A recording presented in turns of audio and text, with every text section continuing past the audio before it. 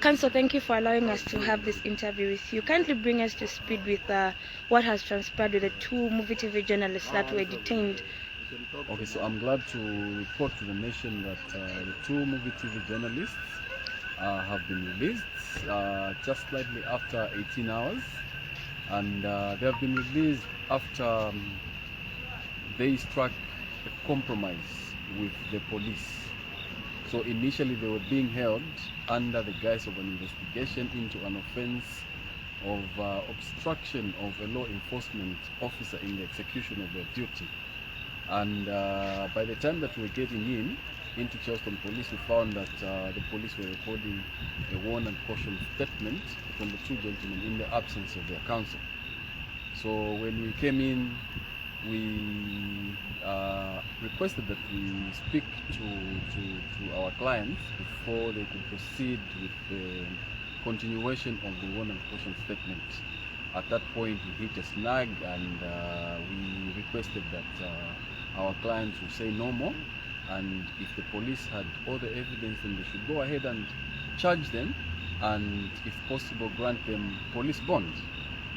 So there was a 5-10 minutes adjournment, and then we went back and we reached a compromise that in the interest of reconciliation and moving forward, the police would let go of the charge of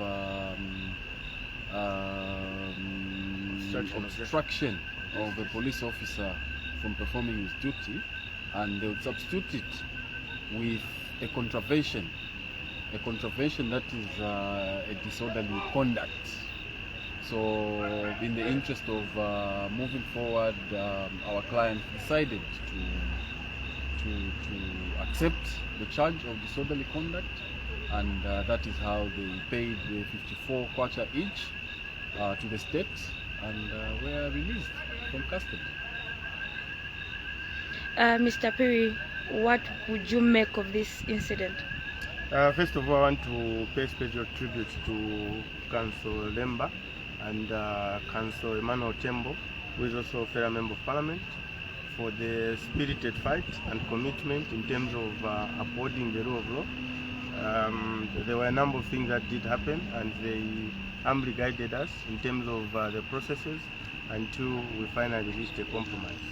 But also I want to thank Zambians that for the first time we felt loved, because we saw outpouring support from the Zambian people, including leaders of political parties who showed up at this police post.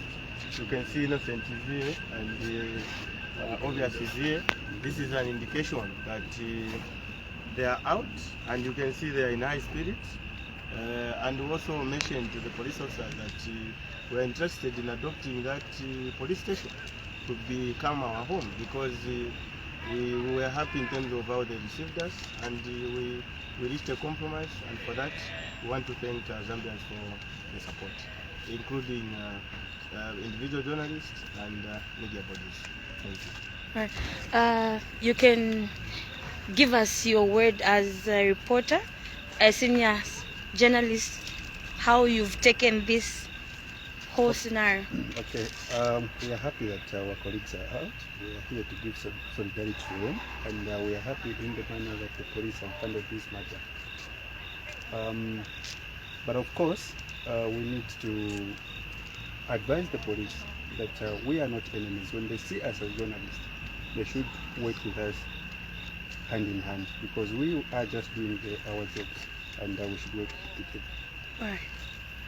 So we also appeal to journalists in Zambia not to be cowed or to be scared of doing their work. It's important. The role played by the media in this country and elsewhere is very important.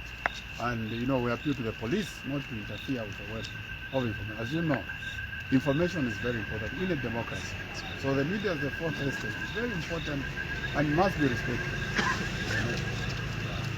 So it has to get that. All right. Thank you so much. All right.